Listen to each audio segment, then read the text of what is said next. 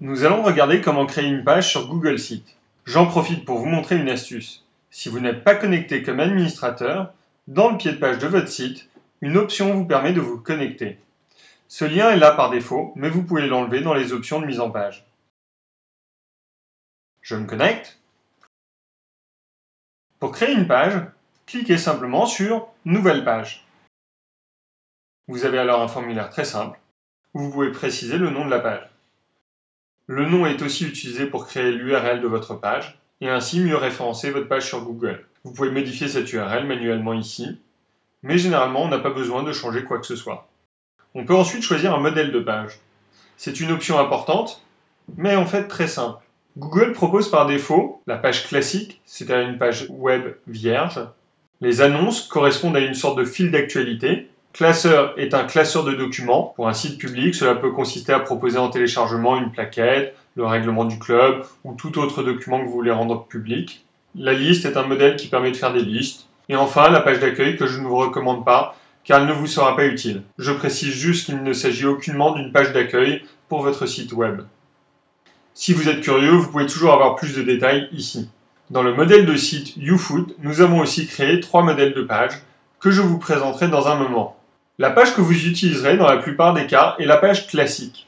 Pour l'instant, nous choisirons page classique, qui est juste une page web vierge. On peut alors choisir où se situe la page dans l'arborescence de notre site. Il est aussi possible de voir l'arborescence du site et de choisir une rubrique sous laquelle on veut placer cette page. Je veux créer la page sur l'historique du club. Aussi, je vais placer celle-ci dans la rubrique sur le club. Je clique donc sur le club. La page va donc rejoindre dans l'arborescence les autres sous-pages de club, à savoir les actus, infrastructures, organigrammes, photos et vidéos. Mais ne vous inquiétez pas à ce stade, vous pouvez structurer l'arborescence plus tard. D'ailleurs, nous y reviendrons. Pour créer la page, cliquez Créer. La page est donc créée, je peux maintenant ajouter du texte ou des images, un peu comme un traitement de texte. Nous avons déjà donné un titre à notre page historique, qu'il nous est possible de changer ici. Je vais rapidement mettre un peu de contenu pour vous donner un aperçu. Je vais ajouter un sous-titre et du texte de remplissage. Et pour finir, une photo. Ne vous inquiétez pas si vous avez l'impression que je brûle un peu certaines étapes, mais je reviendrai sur la création du contenu de la page dans la prochaine vidéo. Voilà, nous avons fini la création d'une page. Cliquez sur Enregistrer. À tout moment, vous pouvez repasser en mode d'édition ici. Vous avez peut-être remarqué quelques éléments sur la page. Au-dessus du titre, nous avons un fil d'Ariane qui permet à l'utilisateur de remonter dans l'arborescence du site. Vous avez aussi la liste des pièces jointes de la page et la possibilité d'ajouter un fichier en pièces jointes. Et enfin, vous avez une zone pour les commentaires sur la page. Je vais vous montrer comment supprimer ces zones en cas de besoin. Tout d'abord, si on affiche la page en tant que lecteur, vous remarquerez que les pièces jointes et les commentaires ont disparu. En effet, ces zones sont uniquement affichées aux administrateurs. Cependant, je préfère les supprimer. Pour cela, cliquez sur Plus. Une rubrique propose toute une série d'actions sur la page.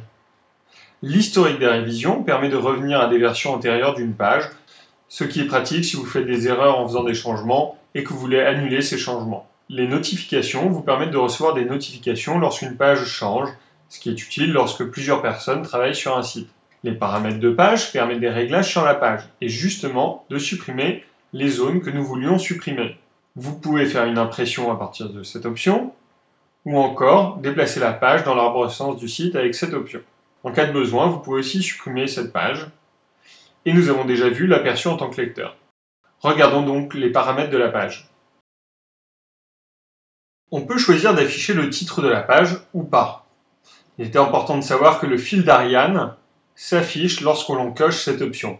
Aussi, si vous ne voulez pas afficher le fil d'Ariane, vous pouvez décocher cette option. Si vous tenez absolument à garder le titre de la page, mais que vous ne voulez pas du fil d'Ariane, il est aussi possible de supprimer le fil d'Ariane en plaçant la page à la racine du site dans l'arborescence. Lorsque la page contient des sous-pages, vous pouvez afficher la liste des sous-pages en pied de page.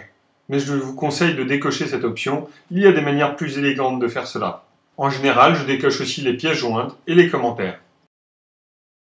Enregistrer. Voilà, les zones inutiles ont disparu. Vous savez presque tout sur la création de pages avec Google Sites. Pour les plus exigeants d'entre vous, nous allons revenir rapidement sur les modèles et sur l'arborescence. Créons une nouvelle page. Pour ceux qui ont choisi le modèle de site YouFoot, lorsque vous créez une page, si vous choisissez le modèle page web, nous avons déjà supprimé dans ce modèle toutes les options inutiles. Choisissez simplement page web avec titre ou page web sans titre. D'ailleurs, vous pouvez vous-même créer vos propres modèles avec cette option. Un modèle de page correspond à une page qui sert de modèle tant au niveau de ses options que de son contenu. C'est-à-dire que lorsque vous créez une page depuis un modèle, tout le contenu du modèle est repris et dupliqué dans la nouvelle page. Vous pouvez ensuite bien sûr le modifier sans que cela affecte le modèle d'origine.